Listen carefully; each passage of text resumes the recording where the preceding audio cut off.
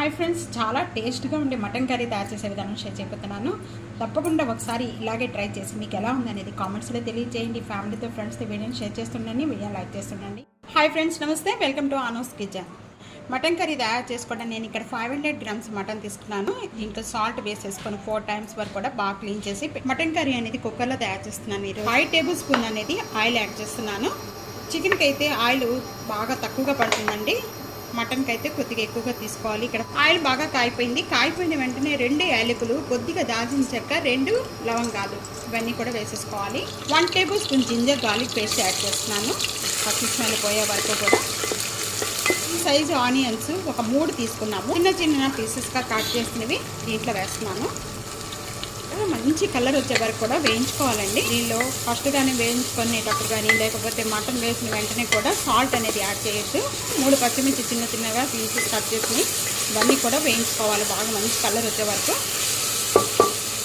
Onions ఈ విధంగా మగ్గిపోయిన వెంటనే కూడా టమాటా కూడా వేసేస్తున్నాను. ఈ టమాటా సాఫ్ట్ అయినంత వరకు కూడా బాగా కలుపుకుంటూ ఉండాలి. 1 tablespoon పసుపు యాడ్ చేస్తున్నాను. పచ్చిమిర్చి బాగా ఎక్కువగా యాడ్ చేశాను కాబట్టి 1 tablespoon నేను ఇక్కడ కారం యాడ్ చేస్తున్నాను. సాల్ట్ అనేది యాడ్ చేయొద్దండి. 1 tablespoon ధనియా powder, 1/2 tablespoon garam masala powder, mutton అంతా కూడా దీంట్లో యాడ్ చేసేస్తున్నానండి. యాడ్ చేసిన వెంటనే కూడా ఈ మసాలా అంతా కూడా ఈ మటన్కి బాగా పట్టించేసేయాలి. కుక్కర్ మీద ఈ విధంగా మూత పెట్టేస్తున్నానండి. మూత పెట్టేసుకొని ఒక 5 minutes వరకు కూడా మీడియం ఫ్లేమ్లో మగ్గించుకోవాలి. మధ్యలో మూత అనేది ఓపెన్ చేసి కొద్దిగా మధ్యలో కలుపుకుంటూ ఉండండి. 5 minutes అయిపోయిన వెంటనే ఇప్పుడు మూత ఓపెన్ చేద్దాం. ఈ విధంగా మెత్తగా అయిపోయిన వెంటనే కూడా 1.5 tablespoon సాల్ట్ యాడ్ చేస్తున్నాను. 2 glasses వాటర్ యాడ్ చేస్తున్నానండి. ఒక లీడ్ పెట్టేస్తున్నానండి. ఇంకా లీడ్ పెట్టేసేసుకొని ఒక 4 whistles వచ్చే వరకు చేసుకోవాలి.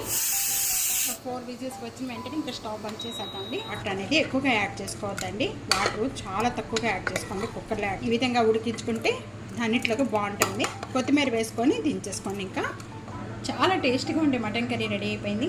తప్పకుండా ఇదే విధంగా కుక్కర్లో ఒకసారి ట్రై చేసి మీకు ఎలా ఉందనేది కామెంట్స్లో తెలియజేయండి. ఫ్యామిలీతో ఫ్రెండ్స్ వీడియోని షేర్ చేస్తుండండి, వీడియోని లైక్ చేస్తుండండి. Thank you for watching.